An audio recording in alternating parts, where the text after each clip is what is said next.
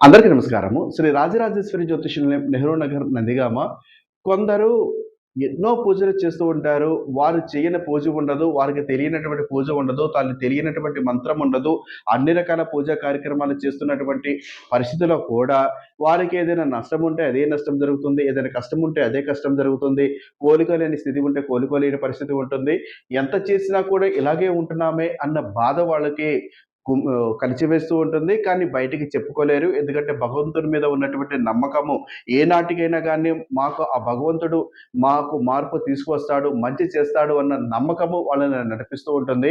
మీరు ఎంతో భక్తి శ్రద్ధలతో చేస్తున్నారు కదా! భక్తి శ్రద్ధలతో చేసే క్రమంలో మీ ఇంటి కులదైవానికి, మీ ఇష్ట దైవానికి లేదా మీ పారంపర్యంగా వస్తున్నటువంటి గ్రామ దేవతలకి మీరు పూజలు చేస్తున్నారా? లేదా వారికి చేయవలసినటువంటి అన్ని రకాల కార్యక్రమాలు చేస్తున్నారా? లేదా?